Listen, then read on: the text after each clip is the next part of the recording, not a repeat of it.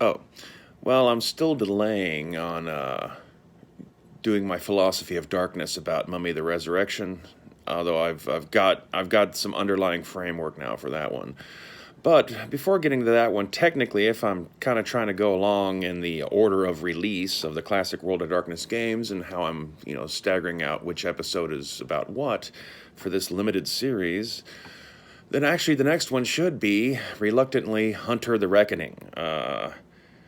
This is, even more so than Wraith, which I haven't looked at in a couple decades. Hunter the Reckoning, I never really looked at all. I kind of basically thumbed through it once at a game store. Dragon's Lair, for those of you who've been in Austin and are familiar with that old gaming site. But I just never got into it, man. Earlier, originally for Vampire the Masquerade, going all the way back to the first edition, they had a thing called The Hunters Hunted. I know at least one of my viewers has commented about this book before, and it's kind of what helped refresh it in my mind, so thank you.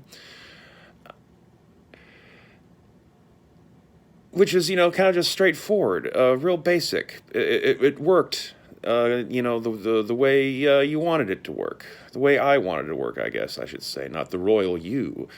Uh, it was just regular people who had been forcibly made aware of the fact that there's these, monstrous creatures lurking on the edges of the human population that are feeding on us, and that most other people, for one reason or another, just refuse to see it or believe it, or will like violently deny its existence if confronted with it. There's a select few who, for one way or another, the veil has been lifted, and they're able to muster themselves to try to fight back against the darkness, even though they're vastly weaker and don't really have enough support. Many years later, Hunters Hunted was kind of spun out, and they did this whole Year of the Hunter, where basically there's a book for each of the main games describing a type of mortal faction that was aware of that particular creature's existence and was out to get them. Of these, my favorites were probably the Society of Leopold for the Inquisition book, Project Twilight, which was a subdivision of the FBI that was aware of the existence of werewolves, and Demon Hunter X, which was kind of like a anime-ish Demon Slayer in the East kind of write-up. There's a few others too, but those are the ones that I've focused on the most over the years. And currently, I have a copy of the Inquisition and Project Twilight, although I have not recollected Demon Slayer X yet. Now, or Demon Hunter X, whatever the fuck it was.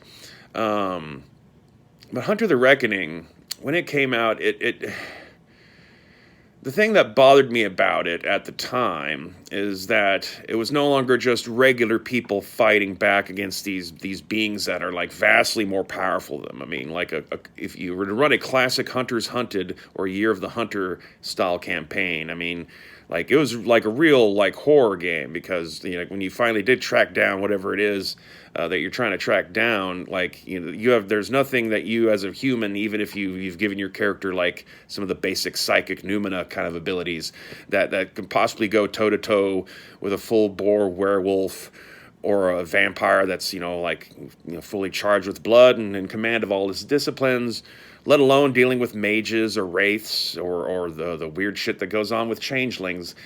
It was a struggle. It was possibly a suicide run, and that, in a way, was like the appeal of it because it was dark. Hunter the Reckoning introduced this concept that something had happened where some humans had been imbued with power to fight back against the dark. And, that just basically just makes them another faction of supernatural creature, then, in my regards. Although, perhaps, like one that's more of an anti-magic flavor. Now, something that never really, like, sank in on me back then, and I kind of feel doesn't really sink in on a lot of people with the World of Darkness, is that the primary supernatural faction is the normal human species. All human beings in the World of Darkness are mages. Just the vast bulk of them are asleep. And then you have these small populations within them that either have, lycanthropy genetics, so that occasionally some of them are born as werewolves or werecats or whatever. And, also there's a small group of people who've been turned into vampires or other kinds of undead creatures, or who've had their souls swapped out with fairy folk essences and all that kind of stuff.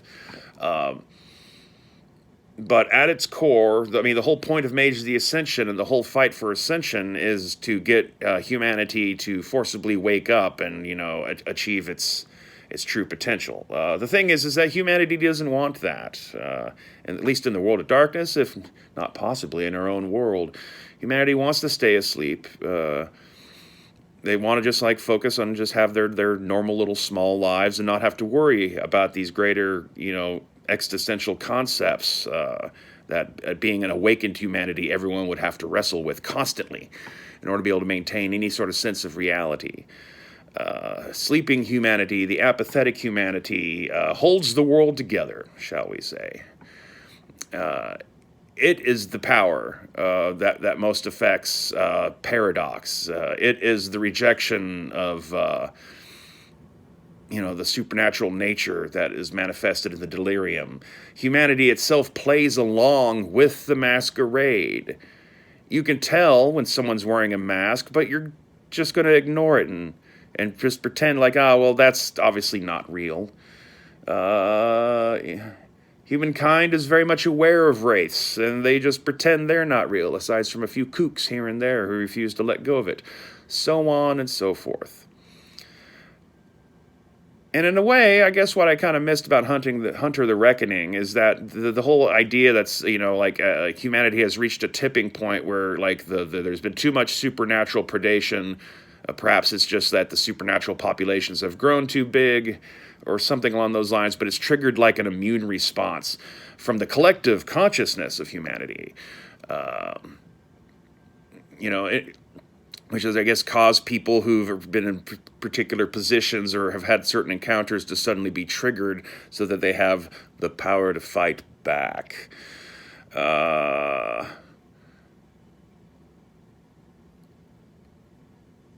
And, I don't know, what really is there, how, some of the other games I feel have, there's something psychologically to be said. So, maybe, perhaps Hunter the Reckoning really just is kind of like the inverse of Mage the Ascension. Whereas Mage the Ascension is the quest to try to wake humanity up and fight for which version of reality, is going to, in the end, win. Hunter the Reckoning is more about, that other side of the larger group of humanity that just wants to say, no, fuck you, I want my McDonald's and my Everyone Loves Raymond before I watch Johnny Carson and go to sleep. They just want to, go to work, come home, drink some beers, beat their wives, go to sleep. That's, they're fine with that life. They don't want to have to think about all this shit. And so, what is there a tipping point in real life to be concerned about where there's too much agitation from the weirdos around the edges that will cause that central core mass of humanity to lash back out? Is that not perhaps in a way what we've already been seeing for the last few decades since, coincidentally, Hunter the Reckoning was put out? I guess that's for you to decide. But, like I said, I felt like I needed to at least address Hunter the Reckoning in this series, even though, like I said, under the caveat that it is the one and only White Wolf game that I never had a copy of or, studied to any degree or another. As I said, when I first encountered it, I just kind of thought it was lame because it's just turning human beings into yet another supernatural faction. Kind of not seeing in the blind spot that, humans always were a supernatural faction. We are the dominant one, the most powerful of them all, and the greatest threat to the existence of all these supernatural beings that haunt us in the night, so to say. So, make of that as you will, and stay waspinated.